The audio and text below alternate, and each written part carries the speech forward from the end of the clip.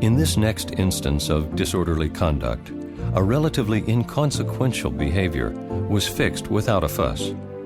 There are other such behaviors that deserve the same kind of gentle, measured responding. Dr. Latham's advice is, don't sweat the little things. Messy bedrooms, smelly socks, long hair, grumpiness, mild sibling rivalry, being disagreeable, lousy handwriting, beards, whining, tattling, tantrums.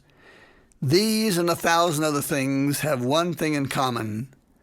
They are all little things. In behavioral terms, they are inconsequential. They don't hurt anyone, they don't damage anything, and they don't threaten the general quality of the environment. What a great service to humankind it would be if I could just convince parents not to sweat the little things. An exercise I frequently give parents, and which they have found to be remarkably useful, has been to sort out the behavior of their children, no matter how old the children are, into 3 categories. The first category is called appropriate behavior. The second category is called inconsequential behavior. And the third category is called consequential behavior. They are defined as follows. Appropriate behavior are those things your children do that you'd like to see more of. For example, being kind, being helpful, doing homework, reading good books, having good table manners, helping around the house, dressing and grooming nicely, practicing good personal hygiene, respecting the environment, and so on.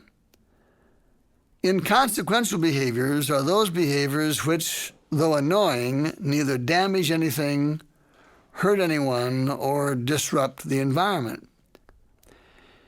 In addition to the few I named earlier, are things like having the television, radio, or stereo blaring away while the child does homework, wearing the same pair of shorts 4 days in a row, and leaving hair in the sink. Consequential behaviors are those behaviors which are damaging and destructive to self, others, and the environment generally. For example, hitting to hurt, sexual promiscuity, littering, abuse of any kind, and so on. Once parents have categorized the behavior of their children, I advise them, first of all, to pay attention to those children when they behave appropriately. I encourage them to briefly acknowledge those behaviors by saying something nice to the children, smiling at them, or even leaving a note of appreciation on the child's pillow. Inconsequential behaviors, on the other hand, should just be ignored. Simply walk away with no show of emotion or go on to other things. If you do, 81% of those behaviors will go away in 30 seconds, and 94% of them will go away within 1 minute and 45 seconds. Consequential behaviors, on the other hand, must be treated. These are serious behaviors, and how to treat them frequently requires professional help. Inconsequential behavior makes up about 98% of the things children do that bug their parents.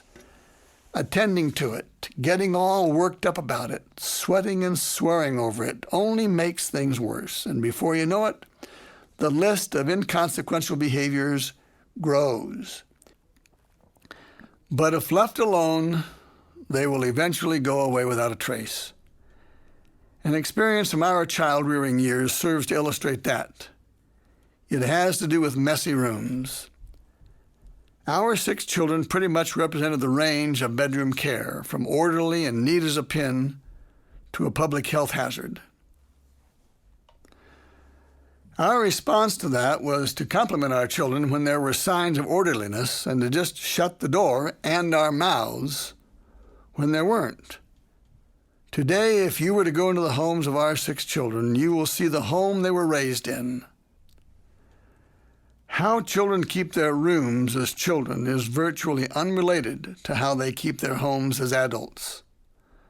How they keep their homes as adults is determined for the most part by how the homes they grew up in were kept. Moms and dads, if you are going to sweat the little things, let them be yours, not your kids'.